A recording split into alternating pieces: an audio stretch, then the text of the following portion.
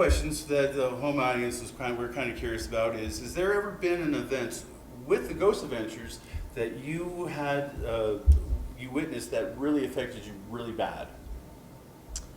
Several. Is there a particular time? Yeah, we were filming at a place called Hillview Manor, and I was cleaning up some of the equipment and such, and I was all alone, and it sounded like someone dropped a pipe next to me, and I thought the guys, I mean, I was frightened by that, startled, and I thought that it was the guys playing a joke on me. When I realized that they were nowhere around, and then just the hair stood up on the back of my neck, and I was recording with a digital recorder, you know, because I'm always collecting evidence, even as I'm cleaning up and stuff, and when I checked back, there was all kinds of EVPs on there, but you could literally feel that there were people surrounding me in this basement of this place. Oh, wow. Yeah. Is this one of the scariest events that you've ever witnessed, or is there something that was whispered in your ear that just made you just cringe?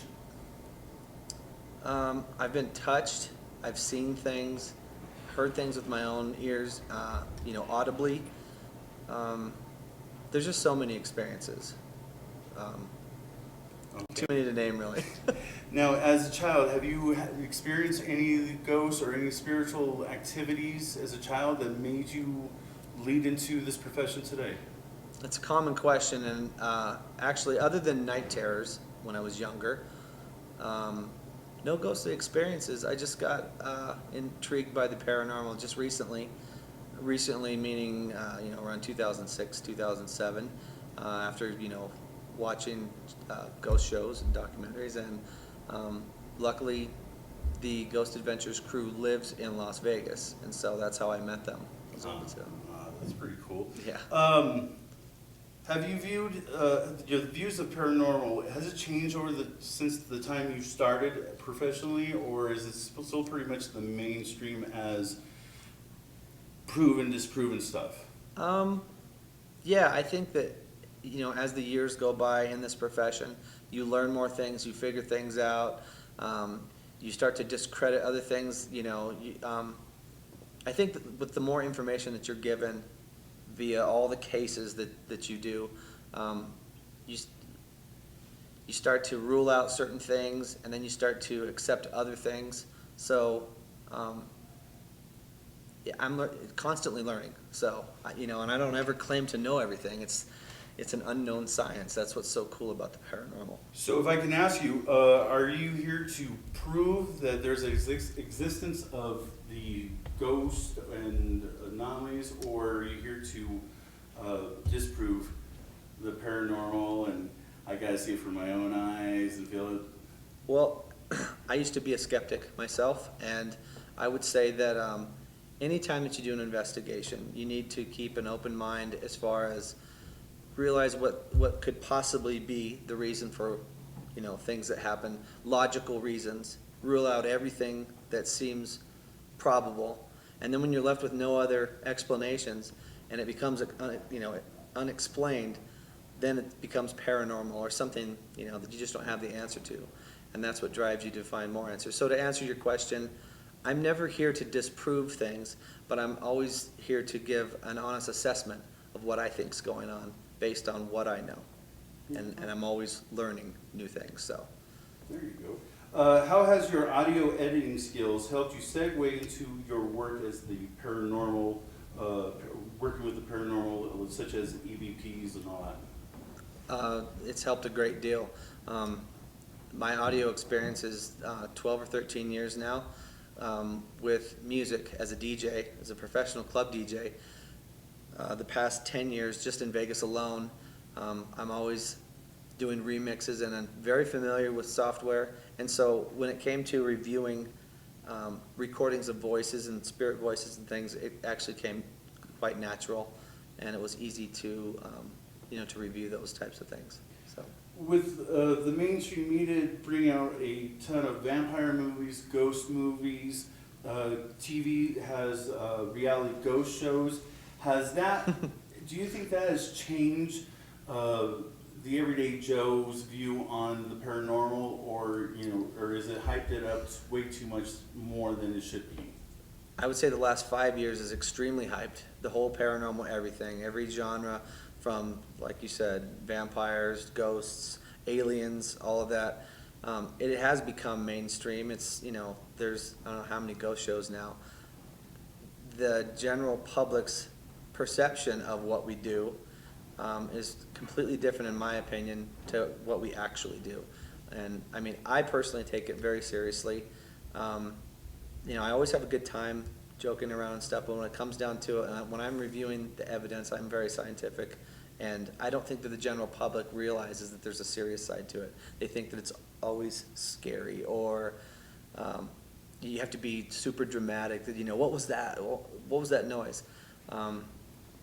Society's view of the paranormal, I think, is way blown out of proportion. So with movies like the Paranormal Activity and all that, where you have ghosts throwing kids around, Right. dogs around, Right. and all that, opening up cabinets, has there ever been a time where you just experienced a friendly ghost? Actually, yes. At that very same location that I was telling you about, the Hillview Manor, where it sounded like a pipe was thrown down next to me. It scared me because it really sounded like a 3-foot pipe being slammed down on concrete, because it was in a basement. There was no pipe. I think they were just trying to get my attention because I was asking questions and I was being friendly. In my review of the audio, when I was asking the questions, I actually got some answers to my questions, and they were friendly. And that was a place where there were a lot of elderly people that had passed on in that very location. And the room that I was in was filled with suitcases of all their possessions after they had died. So it was kind of an emotional thing. I think that they were just trying to communicate with me and say, you know, we're all here. And so I thought that was nice. I'm going to end it with this last question.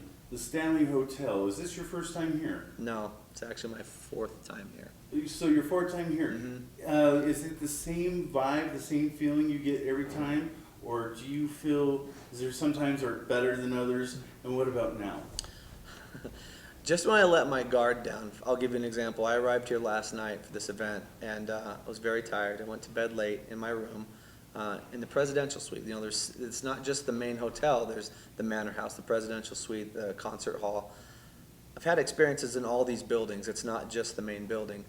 I tried to get some sleep last night, and I was awakened by, I thought I was having a dream, but I know it wasn't a dream, that it was something that was trying to get my attention. Woke me up and said, "Wake up, fire." And I woke up panicked because I really thought that maybe my nightstand or something was on fire, and I realized someone just, it was only in my right ear, said that to me, and it scared the crap out of me.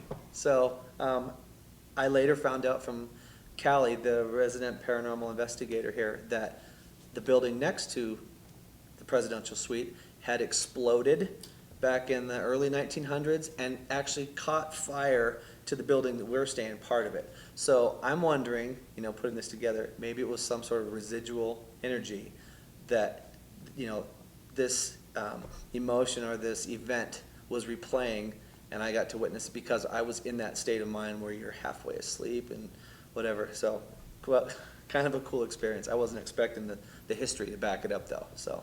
I just thought of one more question, Sure. and I'll end it right here. Sure. With your show, The Ghost Adventures and all that, say the average person who, hey, this looks interesting, I got a voice recorder, do you think it's something that they can venture into, or is it, hey, a little bit more training, you know, not the everyday person can do this, right? I think the everyday person can do this. They just need some very simple equipment. If I were to recommend anything to anybody, I would start by getting a digital recorder, which is $50 or $60. And if you have access to any computer, you're able to download some free software and actually analyze your own stuff. And there's no guarantee that you're going to get spirit voices every time you record. But if you go to certain places and you're in the right frame of mind, I think that if you're able to open yourself up to the possibility that there are spirits around us all the time and that they will and can communicate with you, that anybody could possibly communicate with a spirit. what's the best way with a voice recorder? Do I need like a fan behind me, some other noise, residual No, noise? and and it's not always the best digital recorder either. Some of the lower tech, the older ones. I mean, I have some recorders that I use that are from the '80s that are mono, like some of the older Sonys. I even bought a brand new Olympus recorder that costs a few $100s, and I didn't get any EVPs on it. Doesn't mean that I can't. Just maybe it's too complicated of a device. Again, we don't know. It's not an exact science. We don't know how they put the voices on there, but over the past 5 years, hundreds of voices on many different types of recorders. So all you have to do is do it and put the time in. So Awesome. Thank you very much, Billy. I appreciate welcome. your time. You're welcome. Before I take the microphone, mind if I could tag out, Sure. basically same thing as before, except it's the Met report, MET report. So just Okay. I'm Billy Tolley. The Met from- Report. Yeah, the Met report. Yeah. I'm Billy Tolley from the Met Report, And I watched the Met report. and I watched. And you can do Okay. your the TV thing too. You can. Okay, Yeah. I'm on the Met Report, or it's for this? I watched the Met I report. watched the Met Report. Okay. I'm Billy Tolley from Ghost Adventures, and I watched the Met Report.